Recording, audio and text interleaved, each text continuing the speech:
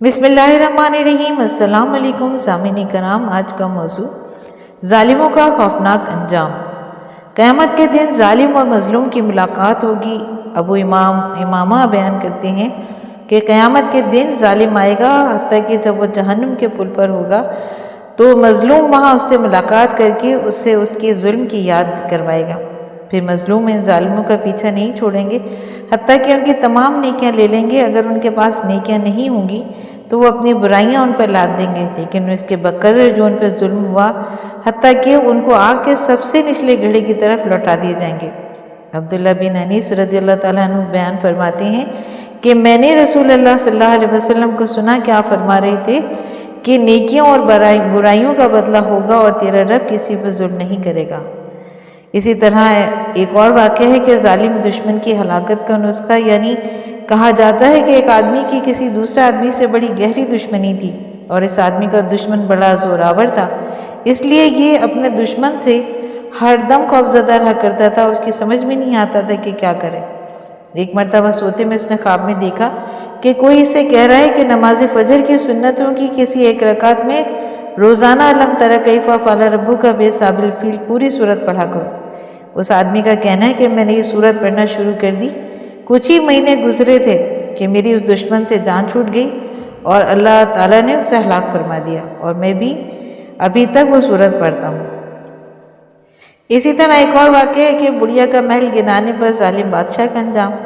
وہاب بن منبہ رضی اللہ تعالیٰ عنہ کہتے ہیں کہ کسی ظالم بادشاہ نے شاندار محل بنایا اور ایک مفلس بڑھیا آئی اور اس نے محل کے پہلو میں اپنی کٹیا بنا لی جس میں وہ سکون سے رہتی تھی۔ ایک مرتبہ ظالم بادشاہ نے سوار ہو کر محل کے ارد گرد چکر لگایا تو اسے بڑھیا کی کٹیا نظر آئی۔ اس نے پوچھا یہ کس کی ہے؟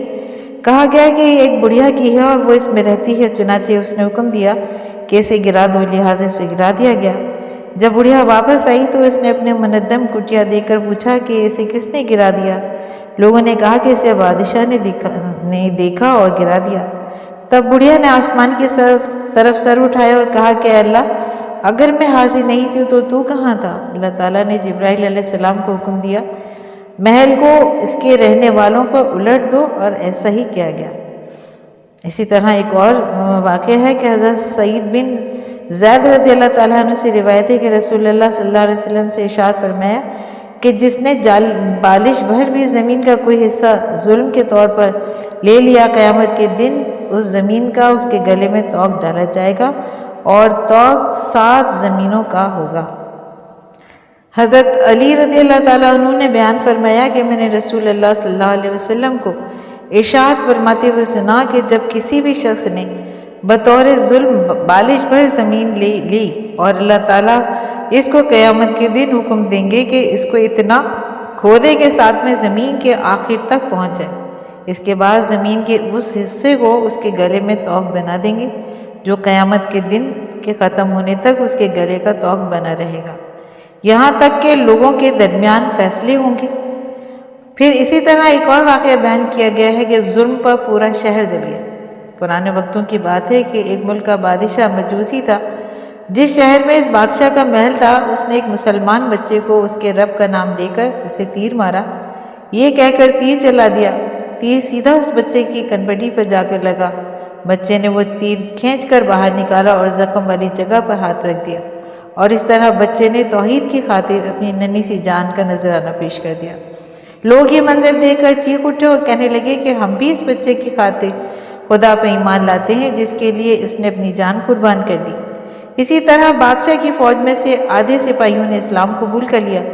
جب بادشاہ نے یہ صورتحال دیکھی تو گھبرا گیا اور سپاہیوں سے کہنے لگا کہ زمین میں 40 گز چوڑا گڑھا کھودو اور اسے لکڑیوں کے ساتھ بھر دو، اس کے بعد اس میں تیل چھڑک کر اسے آگ لگا دو۔ جب یہ آگ بھڑک اٹھی تو بادشاہ نے سپاہیوں کو حکم دیا کہ آج جس نے اسلام قبول کیا ہے اسے اٹھا کر اس میں آگ میں پھینک دو۔ سپاہیوں نے بہت سے لوگوں کو اٹھا کر آگ میں پھینک دیا، حتیٰ کہ ایک بڑھیا کی باری آ گئی جس کے بہت سے بچے تھے۔ بادشاہ نے اس بڑھیا سے کہا کہ اے بڑھیا، دین اسلام چھوڑ دے ورنہ میں تجھے تیرے بچوں سمیت آگ میں پھینکوا دوں گا۔ بوڑھی عورت نے جواب دیا کہ اے بادشاہ، تو نے جو کچھ کرنا ہے کر لے، میں اپنے دین کو نہیں چھوڑ سکتی۔ بادشاہ نے حکم دیا تو سپاہیوں نے ایک ایک کر کے اس کے بچوں کو آگ میں پھینکنا شروع کر دیا، حتیٰ کہ اس کا سب سے چھوٹا بچہ بچ گیا۔ جب اس کی باری آئی تو اس عورت کا دل نرم پڑ گیا، اسے اس ننھی سی جان پر بڑا ترس آیا۔ ماں کی ممتا نے جوش مارا، اس کے بدن پر اپنے بچی کی انجام کی وجہ سے لرزہ طاری ہو گیا، اور بالآخر اس نے مجبور ہو کر دل کی ارادہ کیا، نعوذ باللہ، مرتد ہو جانے کا۔ اسی وقت وہی چھوٹا سا بچہ اللہ تعالیٰ کے حکم سے بولنے لگا۔ اس نے اپنی ماں سے کہا کہ اس آگ سے مت ڈریے، اپنے دل کو مضبوط رکھیے، میرے سب بہن بھائی جنت میں جا چکے ہیں، اب میری باری ہے، میں بھی جنت میں جانے والا ہوں۔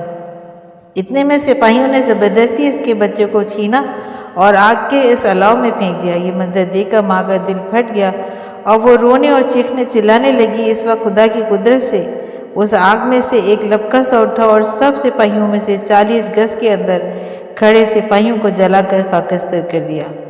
پھر وہ آگ آگے بڑھی، اس نے بادشاہ کو، اس کے وزیروں کو اور اس کے خدام کو اپنی لپیٹ میں لے لیا۔ پھر کرتے کرتے اس آگ نے زور پکڑا اور پھر پورے شہر میں پھیل گئی۔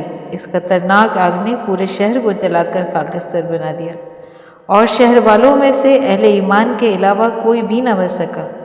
اتنی سخت آگ کے باوجود ایمان والوں کا بال بھی بھیگا نہیں ہو سکا۔